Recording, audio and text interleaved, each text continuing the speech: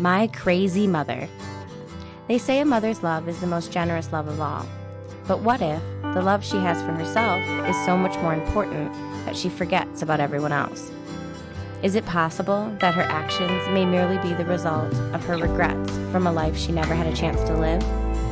The only living result of which she can claim no credit for, her daughter. Strong, resilient, and determined, all qualities that may not have been taught to her by her mother, but surely hold themselves as the result of her actions. A lifetime filled with pain, deceit, and unanswered questions. Trying to find oneself amongst a past that is scarcely dim with truth, yet sturdily iridescent with hope. Oh, where to begin? I do have fond memories of our time together, yet every time they begin to take me away, I end up bumping into the grief of their vagrant existence. A little girl so filled with hope that her eyes sparkle, only to be let down by the one person she needed to lift her up. I have always felt somewhat less like a daughter and more like a convenient addition to my mother's con schemes. No one would suspect a mother and her sweet little girl. Looking back, I revel in the amazement of how oblivious one can be to the ridiculous behavior that is so obviously displayed in front of them. It's amazing what one can choose not to notice or find a way to justify from the need for normalcy. Sometimes the painful truth is just too much for a child to handle.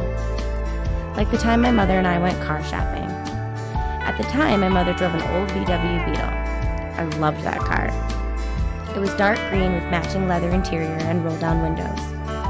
There was a large gap between the window glass and its frame where I would slide papers and things when I was waiting for my mother, which is exactly what I was doing on this particular occasion while my mother spoke with the nice-looking salesman in the parking lot of a dealership near our home. As I watched them through the window, I began to sense that something was about to happen. The man escorted my mother from vehicle to vehicle as she opened the doors and sat in each one.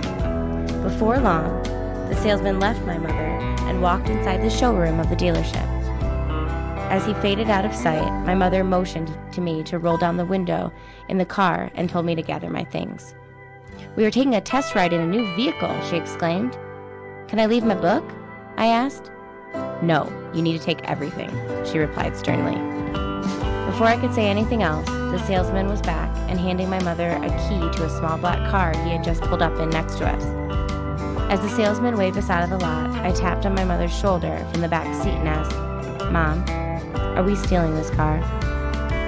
Looking at me through the rearview mirror, she replied in a very calm voice, "No, honey, we are borrowing it."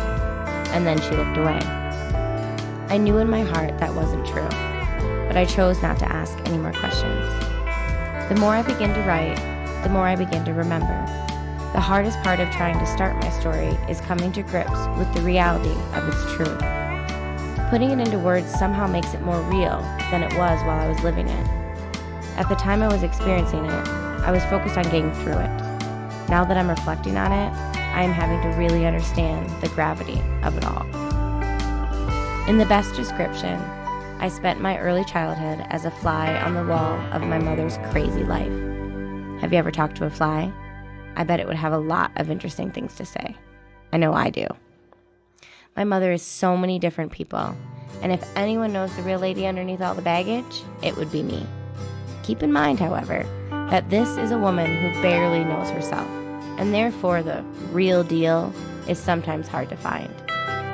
Although my time with her has been limited, I would never change a thing. I am who I am as the result of her actions. I like to think there is a little good in everyone, and I hope this book can give insight and understanding to those whose lives she's touched in some way, good or bad.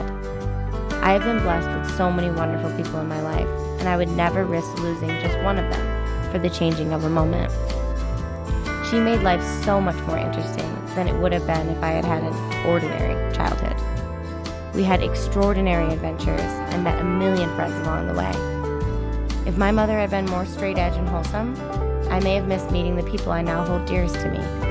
My life might have been less chaotic, but I'm not sure I would be the person I am had it been any different. So please enjoy the tale of our excursions, and remember the phrase, "You can't choose your family. It has so much relevance."